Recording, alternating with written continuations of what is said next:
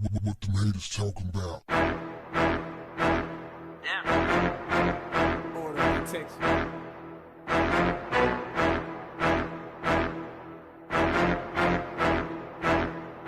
Black women and black gay males, they're writing hit pieces and they're speaking very, very reckless of black men. Yeah. Like, you know, black men are on their radar, like we're in their crosshairs. Yeah. And everything is like, okay, like white supremacy, we thought, and here's the thing, like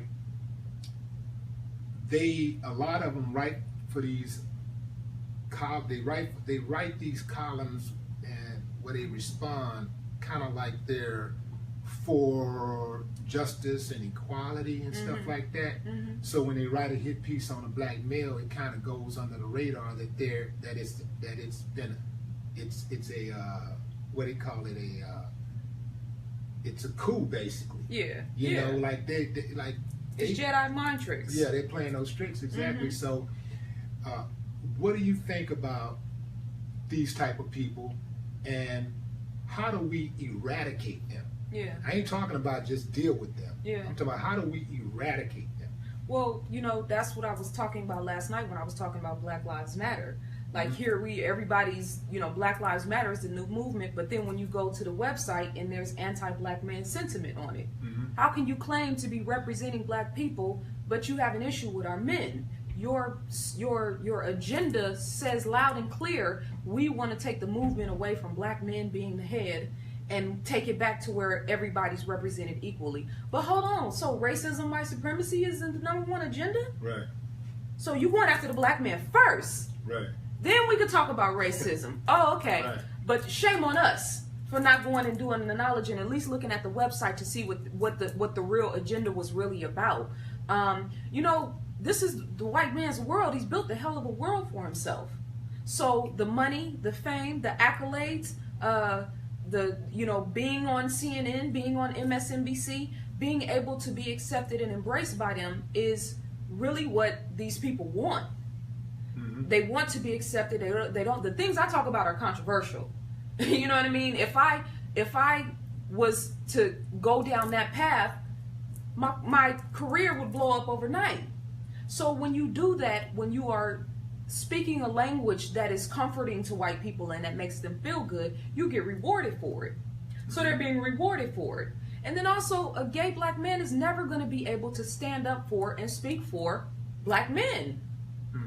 He's on the border line of whether he's a woman or a man. And so when we talk about the LGBTQ element of this, we have to understand that there is a dynamic that's happening now that's breaking down the fabric of the male-female relationship. Is a gay black man going to be able to stand up and respect and protect me as a woman? Is a gay woman going to be able to take that matriarchal position where she knows that she has a responsibility to men, whether she's involved with one or not? Or is she thinking from the perspective of trying to be a man? So in the media now, we have, and it's you know, we've been saying for a long time now, we think the white man's ice is colder. We have social media now. You can start your own blogs. You can build your own website and speak up for your people in a way that doesn't compromise your integrity. But we want that fast train to success. And there is an inner war going on between black men and black women. Not all of us, but social media is magnifying it now to where these people have a voice to go on, and all they pain from what their father did to them, or their boyfriend, or their baby daddy, or their baby mama, or whatever, all of that pain now is being covertly hidden in thought pieces about black people and where we stand right now. Yeah, it's interesting to me because I always say the exact same thing that you're saying, is that how can I as a black man have a black daughter that I so-called love and I hate black women? Yeah. So how can you as a black woman have a black son and hate black men? What can you possibly give your son if you hate that which he is to become? Absolutely. How can you hate that? Yeah. And they somehow, in their little bitty pissy minds, think that it's possible to do that. I can love my son but hate all black men. You I can hate love your everybody son else. and fuck your son up too. Yeah. You know what I'm Right. saying? You can love your son and have him in environments that are going to mess him up. You can love your son and let him walk around the house in your high heel shoes. Mhm. You know what I'm saying? It's like there's different levels of communication. So me and you right now are having this conversation. Then there's the body language communication. Then there's the energy frequency communication. So when you are a mother and you're around your child, and I know this from my interaction with my son, because a lot of times I'm just studying and I'm not physically present. I'm physically present, but I'm not mentally present. I'm in a zone. My son knows now how to speak this language with me. He knows how to move around me when I'm in that zone. As a Right. woman, even if, you know what I'm saying? Even if you're not, shout out to Naseem, even if you're not speaking to your child, you're still speaking to your child. So you got this whole anti-male sentiment in you, and you think because you cooking dinner and because you giving your child a bath that they not feeling it. No, they feel it. Mhm. Wow. Very impressive. So how do we get back on the same? How do we get back to black acceptance, gender acceptance? You know, like, because that's not just a lot of hate out there with the feminist women. There's a lot of black men who hate black women. Oh yeah. There's a lot of them out there, and it's like you say, you'll get rewarded if you take out their agenda, if you follow their agenda, because they hate us too. Yeah. So if you, this is the way I operate. The way I operate is that whatever my enemy love, I hate. Mm-hmm. Whatever they hate, I love. Mm-hmm. So if I see them attacking somebody and saying that's the bad guy, automatically I'm interested in that person, because I'm thinking that's the good guy, because I know what the enemy in this country is capable of, Yeah. and I know how they operate. Like, everybody who they've ever went and killed was their friend. Yeah. They kill their friends. Oh, absolutely. All the time. They kill their own So- people. Exactly. So I know what they'll do to me. Mhm. So when I see them operating, you know, for me, the first thing to do is to trust the person that's on the other side and give that person the benefit of the doubt. Just like they've come up with this, what do they call it, black identity, what is it? Black Extremist. identity extremist, Mhm. right? Mhm.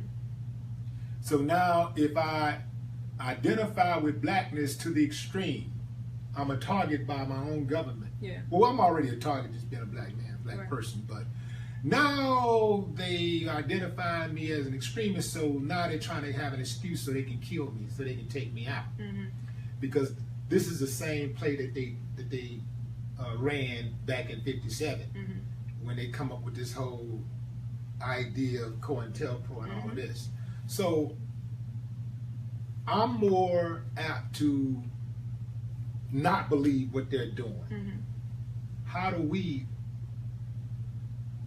circumvent these attacks that they have on us and get back to each other?